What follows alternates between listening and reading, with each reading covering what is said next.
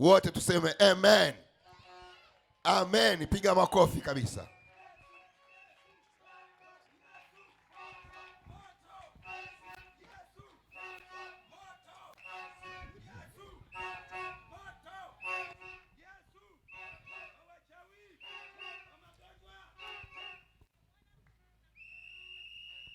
Amen.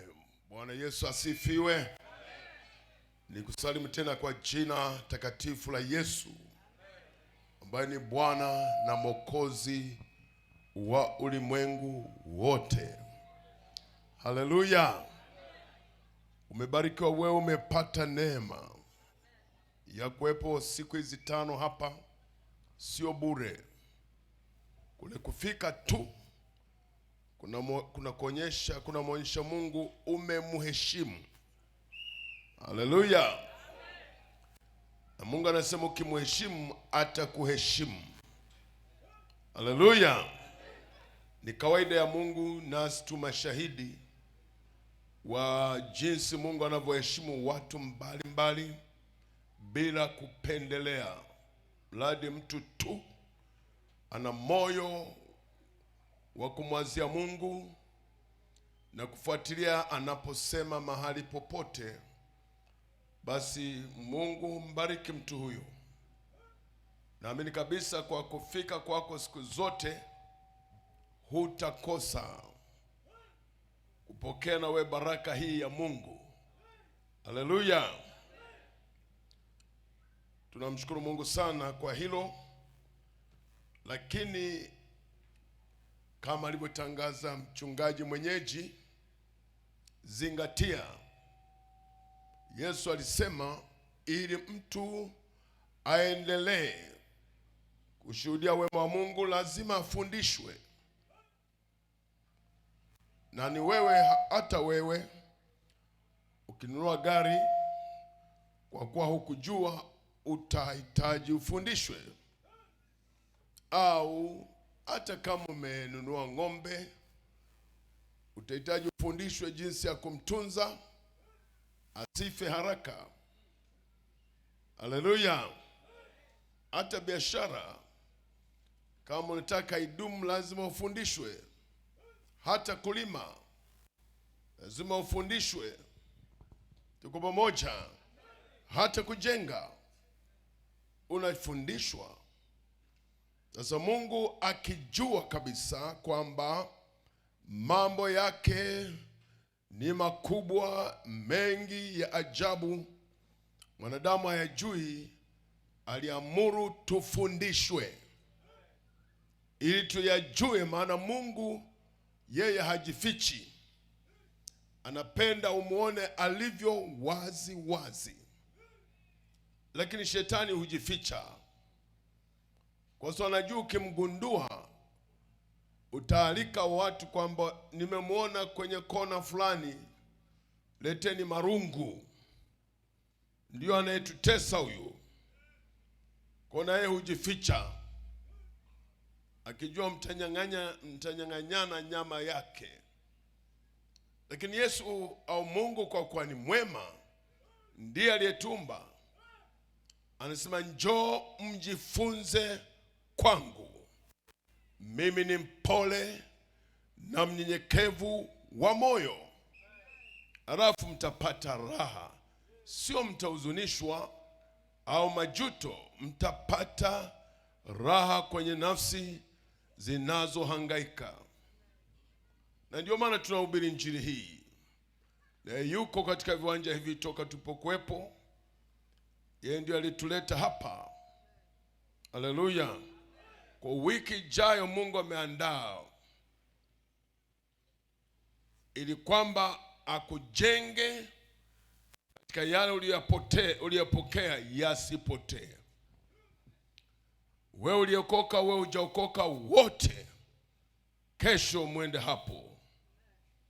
Tuwepo hapo kesho ili tuone wema wa Mungu wakati anazungumza mambo ya ndani, yale yanayosababisha ibilisi awe anakukimbia, yanayosababisha hata wafuga majini wawe wanakwama wanaposogelea nyumba yako.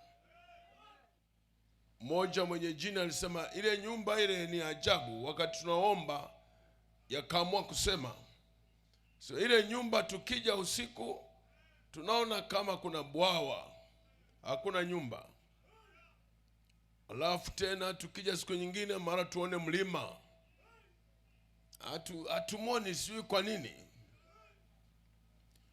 Lakini wengine walisema bwana huyu anampenda Mungu, ngoja tutamzuia kwenye daraja moja usiku akitoka kuomba, maana naomba alafu mibaraka inamiminika kwake.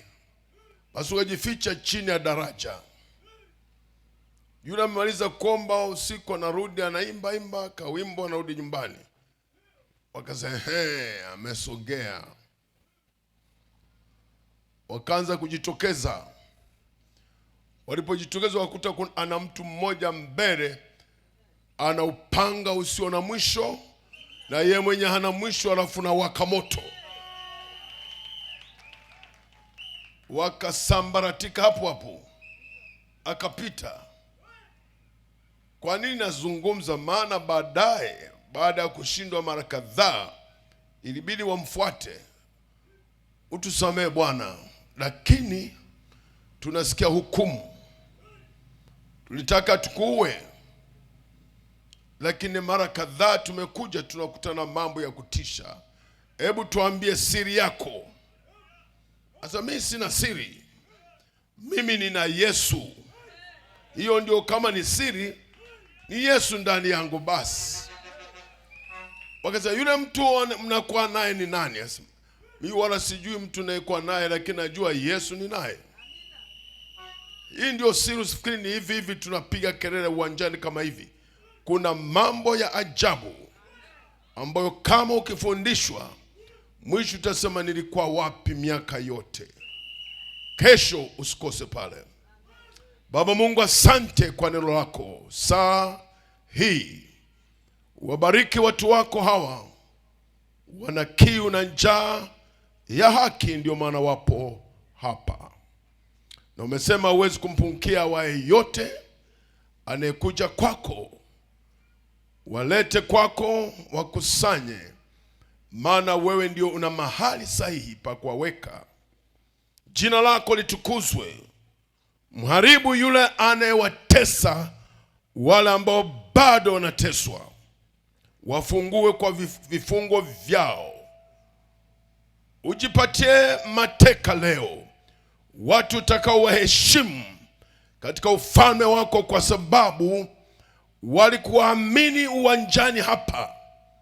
Wewe unayetunza historia ya watu, na huyu atakayeamua leo uandike historia yake katika kitabu kile cha uzima.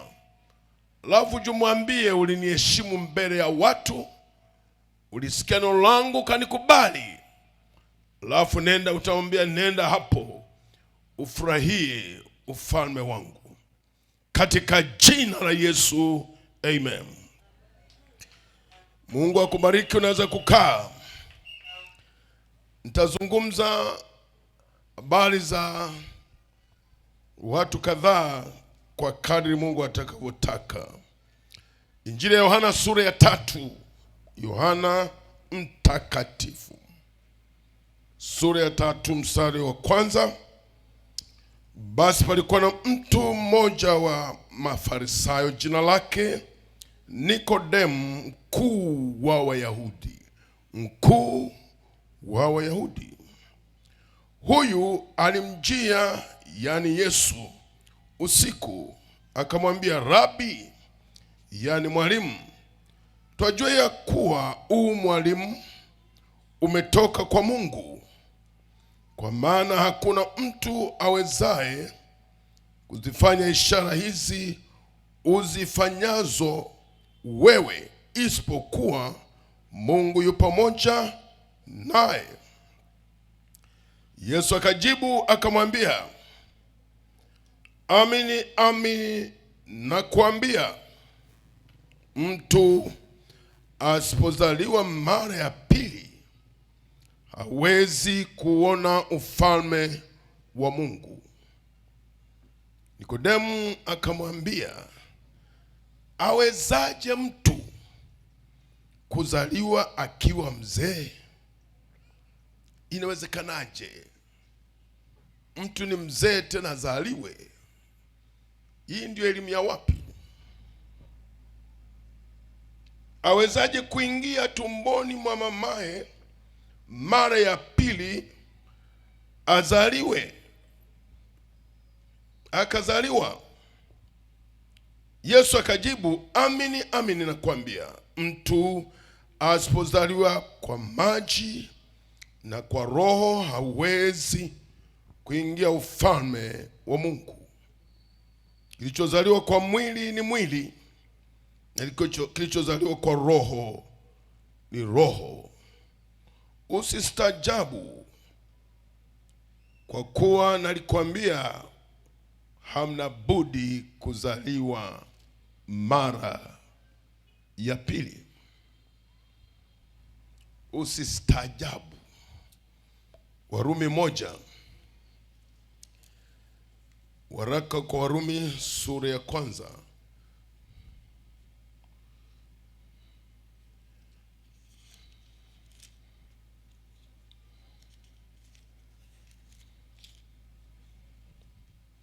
Mstari 16, kwa maana sionee haya Injili, kwa sababu ni uweza wa Mungu uletao wokovu kwa kila aaminie.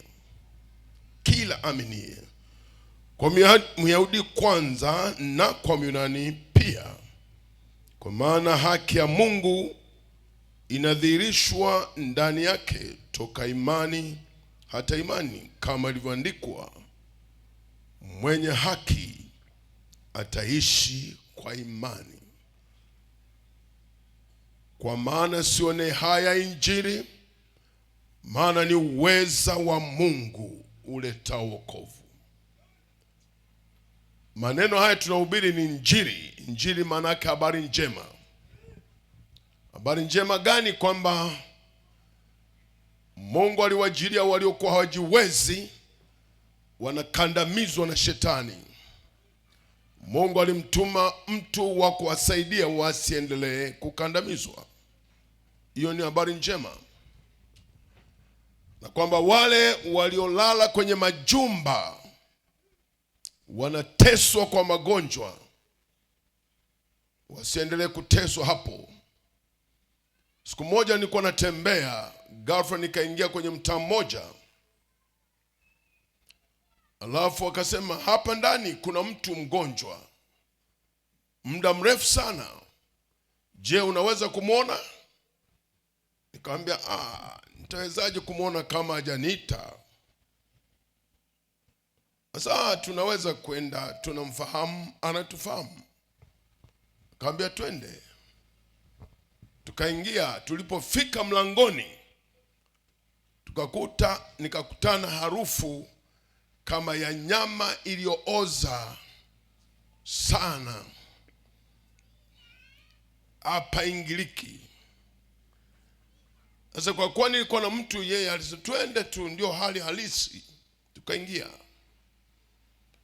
Nikakuta mtu aliyooza kwenye makalio hapa chini, na chini wameweka karai kwa anajisaidia moja kwa moja. Nikamwambia vipi? Nasema watu wamemkimbia, amebaki mmoja kwa kumvumilia kweli, kwa sababu ana muda mrefu katika shida hii. Ni nani huyu? Wakamweleza nafasi aliyokuwa nayo ya pesa nyingi na uwezo aliokuwa nao, lakini amelala miezi mingapi, mwaka, miaka, hawezi kuinuka. Funza wanaanguka kwenye karai. Hii ndio tabu iliyoko duniani. Hafi, lakini anateswa. Lakini wakazungumza tena, akasema huyo alitesa sana watu. Baadaye pale nikataka kidogo kushtuka kwamba kama alitesa watu, basi na mimi nimwache, anapokea malipo yake. Lakini mara nikasikia ndani Roho wa Mungu anasema, mhurumie tu, pengine amebaki asikie sauti ya wokovu, hata kama anakufa afe katika Kristo. Hicho tu. Nikaenda naona ananitazama, ndugu yangu vipi? Anasema, kama unavyoona huku kote nimeisha. Harufu ile ilikuwa vigumu kuvumilia, ikabidi niombe haraka. Ameisha chakazwa na Ibilisi muuaji. Yesu alisema mwivi haji ila ili aibe, achinje, aharibu, mwisho angamize. Ndio kusudi la mwizi. Akija anataka vunje, aingie, ukitaka kulinda kuchinje, alafu mwisho aibe aondoke. Sasa shetani kazi yake ni kuiba furaha ya watu. Shetani anachukizwa anapokuona una furaha. Una watoto wako, labda Mungu amekubariki, anachukia kwa nini huyu yuko na raha, tumtegeshe. Hujajua tu. Ndio maana mimi nazungumza kwamba kama Biblia inavyosema, ungejua mwanadamu ungesema afadhali niwe na Mungu, niwe na kinga, ili hata mali nazokusanya ziwe salama mikononi mwa Mungu, kwa sababu sijui shetani ananiotea lini atakaponimaliza. Wengi wameisha, wameteketea, watu wa namna zote, na heshima zao, wengine na tabu zao, wamemalizwa kwa sababu dunia hii imechoka. Na yeye ingekuwa mtu ingesema jamani, nimechoka na madhambi. Lakini Isaya anasema dunia hii imechoka, imelemewa na mzigo wa dhambi, na hivyo itaanguka upesi wala haitadumu. Inawaya waya kama machela, haina mwelekeo, inataka ende kulia kubaya, kushoto kubaya, mbele kubaya, nyuma kubaya. Kwa ina waya waya tu. Ndio maana unavyoishi unawaya waya. Si mara ushike hiki akiendi unaacha, mara ushike kile akiendi unaacha, mara ufanye vile haliendi unaacha, mara ufanye hivi haliendi unaacha. Kwa ni kuwaya waya. Unaposema dunia na waya waya, sio maana yake ardhi, mtu ndio dunia. Si una waya waya hata sasa. Unasema labda nihamie mkoa fulani, ibadilishe biashara. Na kule unakohamia nao wanasema labda nihamie Moshi, inaonekana ndio kuna biashara nzuri, kwa mnapishana. Labda nifanye kazi ya kuuza nyanya, unakuta msururu wa wauza nyanya wengi. Sasa watanua za nani na waache za nani? Labda sasa nianze kufanya hiki, unakuta msururu wote wanaenda hicho hicho. Na mwisho unaokoteza tu. Mwingine anasema mpaka lini nitaokoteza? Ngoja niangalie nani anaonekana na pesa, nimvizie usiku. Unapomvizia, macho ya Mungu yako hapo hapo. Malaika wanakushangaa. Ni kweli ulienda ukachukua, lakini zimeandikwa mbinguni, ulimwaga damu ya mtu ukachukua hela zake. Imeandikwa utatokea mbele za Mungu tu. Tulikuwa tunamwambia mtu mmoja, ndugu, muamini Yesu, maisha unaoishi si mazuri, kwa kwenda huko. Mimi ndio kumwamini Yesu, mimi nina dini yangu. We acheni vidini vyenu vya kulia lia. Kwamba tunalia kwa sababu kifo kinachokuja kwa mwanadamu kinatisha, hutakistahimili. Mungu anasema omboleza kwa ajili ya kizazi hiki, maana watatupwa motoni, mili wanaipenda itakuwa kuni za jehanamu na mafuta ya kuasha jehanamu. Ole! Endelea. Maandiko yanasema mwenye kudhulumu aendelee kudhulumu, mwenye kufanya uchafu aendelee kufanya uchafu, lakini nakuja kumlipa kila mtu sawa sawa na alivyotenda duniani. Ole ni kwa ulimwengu. Tunahubiri kwa huzuni kwa sababu tunajua Mungu amekusudia nini. Ndio maana naamuru watu waende wahubiri huko na huko. Wanakimbia kupishana. Amuwahi mmoja kabla hajakata roho au hajagongwa na pikipiki akafa na dhambi, asikie labda ataokoka, atatubu. Hii ndio tabu ya Injili. Lakini watu hawaelewi. Wanaona ni mambo ya kidini tu. Sio mambo ya kidini, ni mambo ya usalama wako. Ni amri ya Mungu. Enendeni ulimwenguni mote mkahubiri Injili kwa kila kiumbe. Aminie na kubatizwa ataokolewa, asiamini atahukumiwa. Kwa Mungu ameweka muda wa kupiga kelele hii, maneno haya, ili watu washtuke, na kama hawataki lakini wasikie. Maana Biblia inasema maneno haya tunayohubiri ndiyo yatakayomhukumu mtu. Atasema lakini nilisikia, sijui ilikuaje, sikuchukua hatua. Kumbe Mungu nisaidie, kimya. Hakuna wa kukusaidia, maana saa hii ndio saa ya wokovu. Unaposikia habari za Yesu, ni wakati wa wokovu. Haleluya! Sio wakati wa kucheza, ni wakati wa kujiokoa mwenyewe, kujitetea. Wewe si mwanadamu tu, ulizaliwa na mwanamke tu. Hata vile unavyoweza kufanikiwa ni vya muda, ni maua, vinapita. Maandiko yanasema mbingu na nchi itapita, lakini maneno haya yatadumu huko hewani huko. Na hayo ndio yanasimamisha dunia iendelee kuwepo. Kama sivyo ingefagiliwa mbali. Kwa nini inatunzwa? Huruma za Mungu, kwa sababu hapendi awaye yote apotee.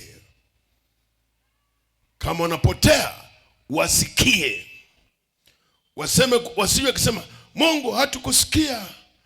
Kama ungesema, ungetuma mtu, mimi ningesikia, lakini sikusikia. Mungu ameweka. Ndio maana leo miaka 2000 tangu Yesu alikuwepo duniani, ameanzisha wokovu. Zaidi ya miaka 2000 usikilizwe wokovu, hubiriwe kila kona, mitani, nyumba kwa nyumba, kwenye mabasi, kwenye masoko, kila mahali. Wasikie tu, uwepo ushahidi, ili itakapofika mtu atakaposimama mbele za Mungu aseme lakini nilisikia, sikuamua tu. Ole wangu. Wakati ule kila mmoja atajililia mwenyewe. Ndugu zangu, tunazungumza maneno haya kama vile mtu achezaye, lakini ukweli ambao hautapita bure. Lazima haya yatimizwe. Mungu anakuja tena upesi. Dunia hii haikuwa hivi. Ardhi hii iliumbwa, ilikuwa na waridi safi, maua kijani, mvua ya kutosha, miti mizuri. Wala haikuwa kama hivi. Hii bado imechakaa. Ilikuwa inapendeza. Wanyama wa kila aina, mtu analima padogo, analima, anavuna tele. hata kipanda shina moja linamtosha kula hata miezi mitatu akilivuna. Lakini kadiri dhambi zinavyoendelea kutendwa na wanadamu, laana inazidi kukua, kuongezeka. Inatafuna watu, inampa shetani nafasi ya kufanya atakacho. Kwa sababu watu kama wewe unamkataa Mungu wako aliyemleta Mwokozi. Leo ufikiri kidogo, ujaribu kubadilisha kwamba hivi nitasikiliza maneno haya mpaka lini? Nisifanye maamuzi. Hebu leo nifanye maamuzi. Mbona wengine wanafanya? Hawa walizaliwa na mtu gani? Na wao na mwanamke. Mbona wanaamua? Na haya yanayozungumzwa si maneno ya Mungu tu. Labda wangesema twende kuwa, ningesema haya mabaya. Lakini unasema twende kwa Mungu. Kwani kimpata Mungu na hasara gani? Haleluya. Mtu mmoja anaitwa Nikodemo. Maandiko yanasema mkuu wa Wayahudi alisikia Yesu anahubiri. Huyu alikuwa mwalimu wa Torati, yani maneno ya Mungu.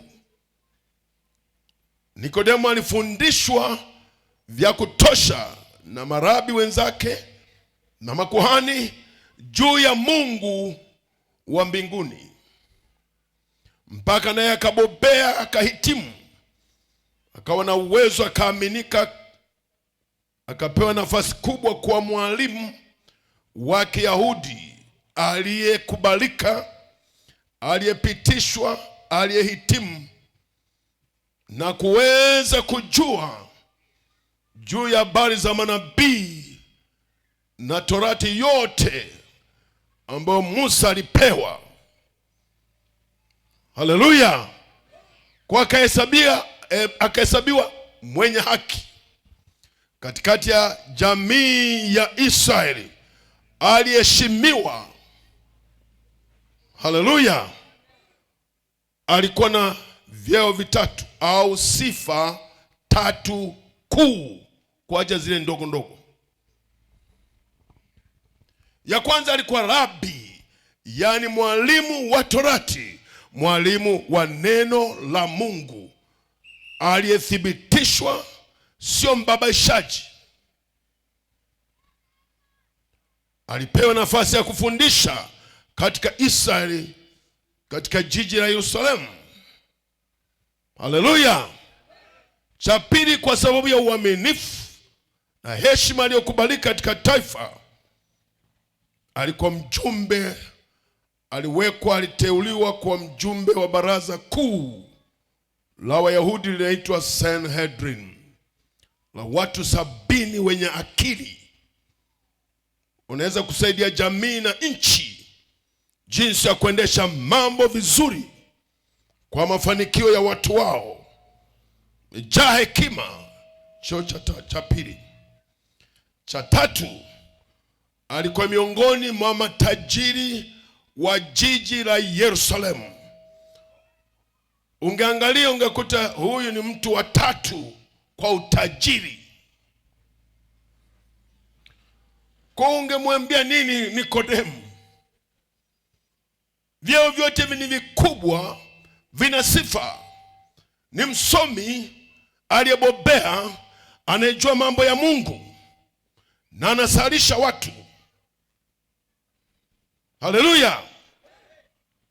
Alafu kama ni pesa nazo, tajiri watatu au miongoni mwa matajiri watatu, sio watatu, miongoni mwa matajiri watatu katika jiji la Yerusalemu.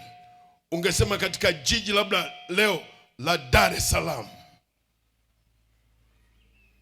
Miongoni mwa matajiri watatu,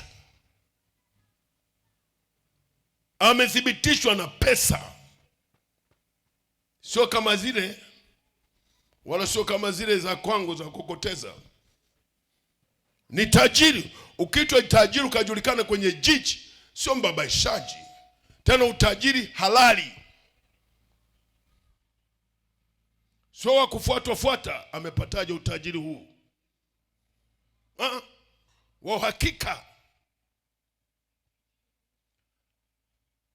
Alafu kwenye baraza hilo hawaingii watu hohehahe. Na Wayahudi ni majitu yenye kufikiri kwa sababu ya neema ya Mungu waliopewa katika Ibrahimu. Kwa ni jitu lenye akili. Utaliambia nini? Haleluya. Lakini katika kuendelea kwake kufundisha maneno ya Mungu kama kiongozi wa dini, akawa nasikia kuna mtu ametokea, ndio anaitwa Yesu Kristo. Wanasema ndio Masihi, kama mnavyofundisha kina Nikodemu kwamba atakuja Masihi. Nasikia ameshakuja. Amekujaje? Maana sisi tunajua atakapokuja Masihi atakuja na nderemo na ving'ora, na haitakuwa siri. Hawezi kuja mtu mkubwa namna hii ambaye manabii wametabiri na wafalme pia kwamba yuko Masihi. Wameahidiwa watu wa Mungu, Mungu atamleta Masihi. Angekuja kimya. Hata sisi tunashangaa. Eti tena alizaliwa, wakakosa na mahali pa kuzaliwa, akazaliwa kwenye holi la kulia ng'ombe. Mule ng'ombe wanakulia majani, humo ndio alipozaliwa. Alikosa pa kumweka, akawekwa humo na mama yake. Alafu amekuwa katika nyumba ya Selemara, yule Yusufu yule. Ni yule ambaye siku moja nimeona anatembeza viti alivyotengeneza Yusufu, anauza mitani. Nafikiri ndio huyo. Na yeye alikuwa anaitwa Yesu hivyo. Ndio huyo. Leo ndio mnasemaje? Eti anasema ametoka kwa Mungu. Alafu ukienda miujiza ya kutisha anaifanya. Huyo ndio. Kwa njia gani? Anahubiri kwamba ametumwa na Mungu. Na ukimtazama huwezi kuamini, lakini mwache. Utakuta kila alipokusanyika umati wa watu wa aina mbalimbali, wakubwa kwa wadogo, wenye uwezo na uwezo. Tena tumesikia siku moja ndio waliwahi kumtuma kwamba wakamkamate. Walipofika, wale maaskari walipofika, walishindwa kumkamata. Kwa nini? Alipigana nao. Hapana. Ana uwezo katika kunena. Huwezi kuelewa, maneno yake yamejaa neema. Watu wakisikiliza unakuta hawaondoki. Wanaweza kukaa hata siku 3 hapo. Hata wasikii njaa, hata vitoto havilii. Huyu ni mtu wa namna gani? Mnamsema anafundisha hii Torati, ndio. Na tena anaifafanua kweli. Lakini uwezo uko pamoja naye. Nini kinatokea? Viwete wanatembea wakifika kwake. Mabubu wanasema, wasiozaa wanazaa. Vichaa akili zinarejea. Waliofarakana wanarudi pamoja, wanapatana tena. Amejaa neema, amejaa huruma. Akiwepo mahali pepo ni vurugu, yanapiga kelele na kimbia hivyo. Tunasikia kuna mgerasi, ndio. Mgerasi yule nasikana kama kaburi, ndio. Siku moja Yesu anapita pale, watu wakafikiri atachanwa. Si unajua lile lilikuwa nakimbiza watu, hata mabaunza wanatawanyika, ndio. Lakini Yesu alipita siku moja na wanafunzi wake, wakamwambia usipite huko Yesu. Wakaona tu amekaza na kwenda. Alipokaribia makaburi, wakashangalia jitu linakimbia kwenda kwa Yesu. Watu wakisema itamchana Bwana. Wakashangaa likaenda kuanguka mbele ya miguu yake. Kwa sekunde chache yule mtu akainuka, akaanza kujipangusa.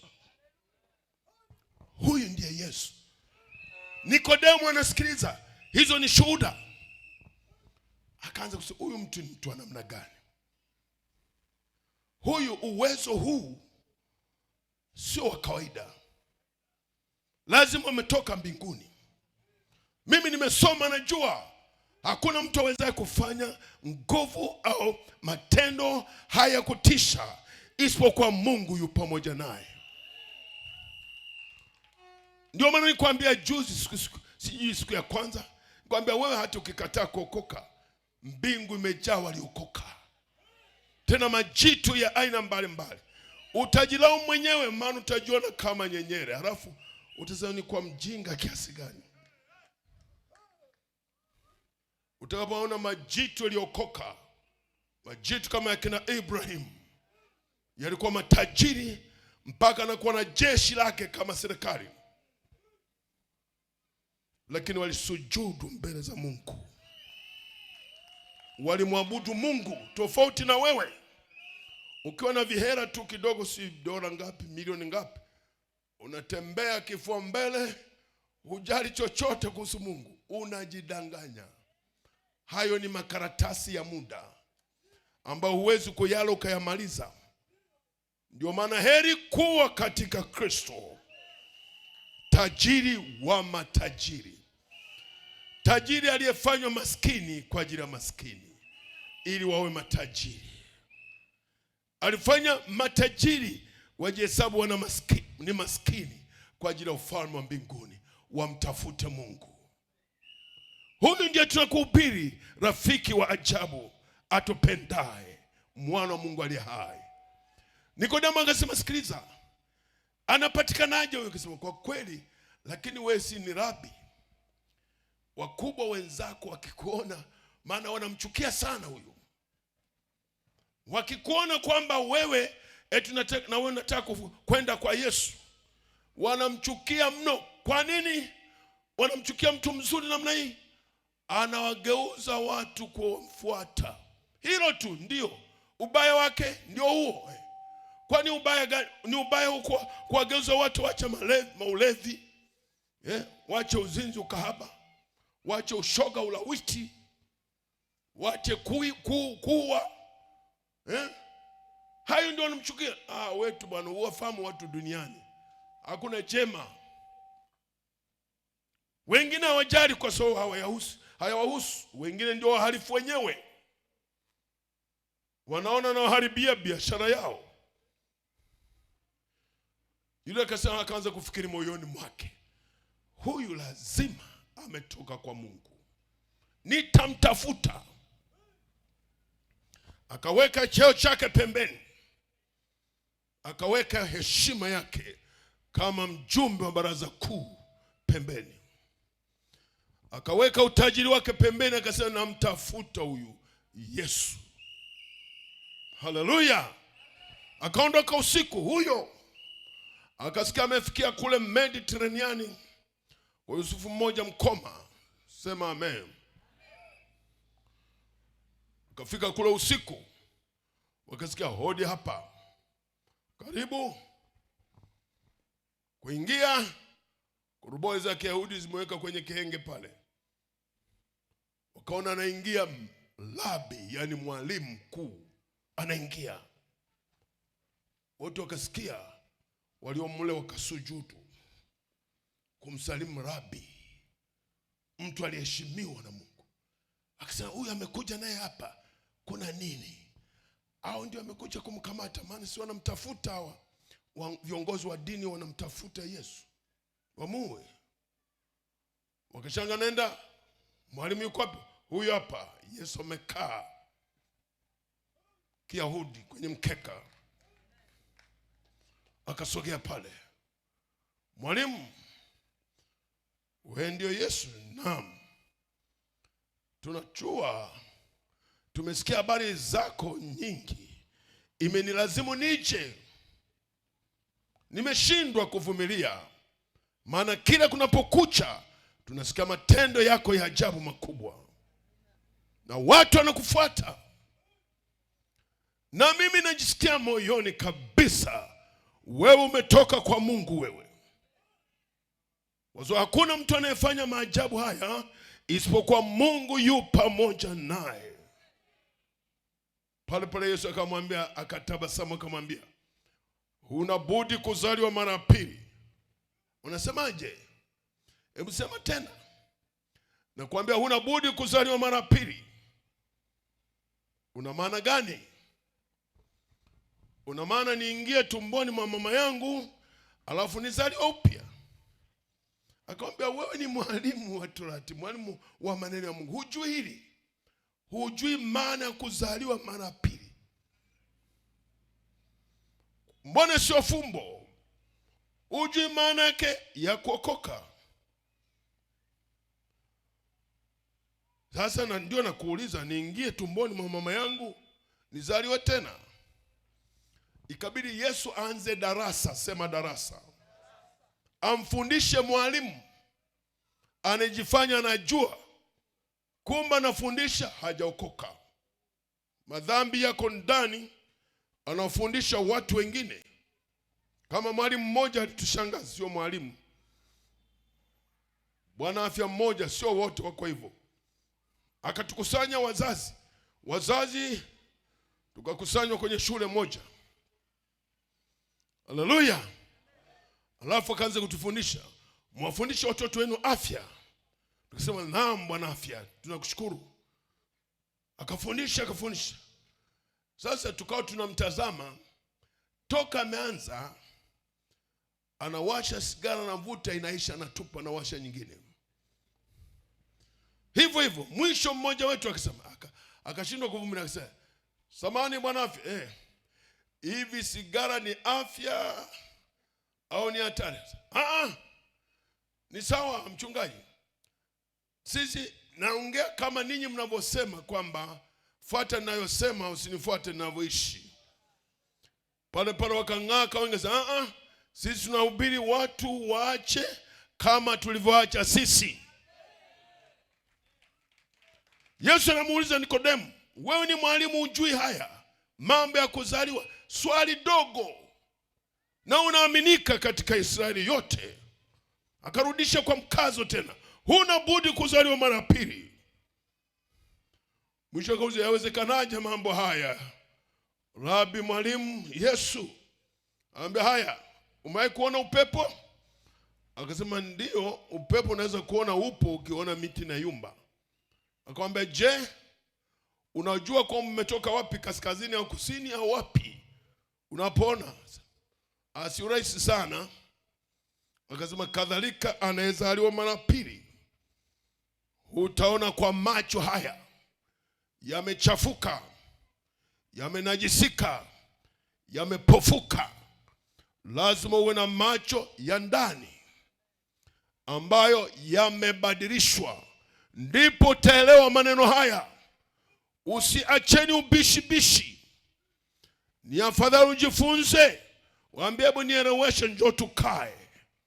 Watu wanazaliwaje? Watu wanaokokaje? Alafu wanashindaje dhambi? Haleluya. Kilichotokea, Nikodemo akakaa, Yesu akaanza kumfundisha. Mwisho Nikodemo akasema, mimi niko tayari. Nikodemo akampokea Yesu kama Bwana na Mwokozi wake. Mpige makofi Yesu Kristo. Ni wewe tu unachelewa na ubishi. Wako hata walimu wa Torati wanaomfuata Yesu. Wako hata wasomi. Siku moja nimekaa ofisini, ghafla nikasikia gongo hodi. Alafu nikaenda kwenye mlango, nikakuta mtu mmoja aliyeumbwa vizuri, mwanaume na afya nzuri. Nikasema, huyo ofisa amekuja hapa, labda ana swala la kutoka wapi kwenye mamlaka. Karibu. Akaingia, kaa hapo. Akakaa. Alipokaa akaniambia, wewe kuniona mchungaji mimi? Nikamwambia, wewe ni mgeni kabisa kwangu, kwani wewe umewahi kuniona? Akasema, hata mimi sijakuona, lakini nimesikia habari zako. Nikamwambia, umesikiaje? Mbaya njema? Nzuri tu. Okay, karibu. Lakini mimi sijasikia za kwako, labda utanielewesha hapa. Akasema, unaniona nilivyo? Unaweza kufikirije? nina shida gani? Nikamwambia kwa kweli ni vigumu kugundua una shida gani mpaka Mungu anijulishe tutakapoendelea kuongea. Akasema usinione hivi, nimekuja hapa, mimi ni shoga. Nikasema unasemaje? Mimi ni shoga, kwa hiyo nataka kuacha. Wewe ni mtu gani? Mimi ni msomi, nimetoka mbali, tena ni profesa wa chuo fulani. Akakitaja. Wewe umekuwa shoga imeanzaje? Shetani, si mnaitaga shetani mchungaji? Nisaidie tu. Ndipo nipotikisa kichwa kwamba ibilisi mbaya. Hebu kila mmoja aseme shetani mbaya, alafu mwambie toka kwangu, sikutaki. Kwa kweli mimi nikasema, ndugu yangu nakushukuru. Kwanza nikusifu, wewe ni jasiri, unamtaka Mungu wako namna hii. Ni miongoni mwa wengi niliowashuhudia ambao wanaweka heshima zao pembeni, wanamtafuta Mungu baada ya kushindwa. Wewe ni miongoni mwao, ubarikiwe na Mungu akuhurumie. Nikaomba, nikamwambia nenda. Akasema nasikia furaha, akaondoka. Nikodemu akampokea Yesu. Vipi, unafikirije? Wako maelfu kule juu mbinguni. Haleluya. Waliomwelekea nani? Yesu. Alikuwa kwa mwingine anaitwa, naye ni tajiri, anaitwa Yusufu wa Arimathayo. Jitu refu, tajiri. Hilo ndio ambalo limruhusu Yesu mwili wake uzikwe kaburini. Uone bwana, tukihubiri hapa sio kwamba tunahubiri vitu vya ovyo ovyo, tunahubiri habari za utajiri wa mbinguni, wa watu wanaokwenda mbinguni, wa Mungu, utajiri wa Mungu. Mpigie makofi Yesu Kristo. Inawezekana kabisa hujawahi kuona au kukutana nao, lakini Mungu amekupa neema usikie, ili uwe na maamuzi ya busara. Maisha unayoishi bila Yesu ni maangamizi tu, wala hutakuwa salama. Ibilisi anauma meno, hana rafiki aitwaye mwanadamu. Atakudanganya kama mchinja kuku. Mchinja kuku anaweza kuonyesha furaha, au kama anampenda kuku atamfuata kula na kuokota, kumbe anataka kitoweo. Lakini kwa kuwa ni msarabu, ataenda na mahindi mpaka paralipo atamtupia. Alafu kuku anafurahi, atatupia tu. Anaenda tu kama anaenda na mwenzake, anamtupia, anamfuata. Atafika mpaka mlangoni, ataenda pembeni, atatupa ndani ya mlango, kuku ataingia. Atachanga mambo yakibadilika. Yule jamaa akifunga mlango na mahindi hatupi tena. Ndipo anasema vipi, kimetokea nini? Anda kuku. Anasema mimi na wewe leo nikitoeo wewe, mpaka atakapomchinja. Acha uovu, shetani asijaga kuchinja. Anakuvuta na hayo matendo na udanganyifu huo, alafu baadaye kumalize uende motoni. Jiokoe nafsi yako leo. Yesu anakuita. Anajua unamtafuta Mungu, hupendi kumkosea Mungu, lakini ufanyeje? Huna nguvu za kukataa maovu.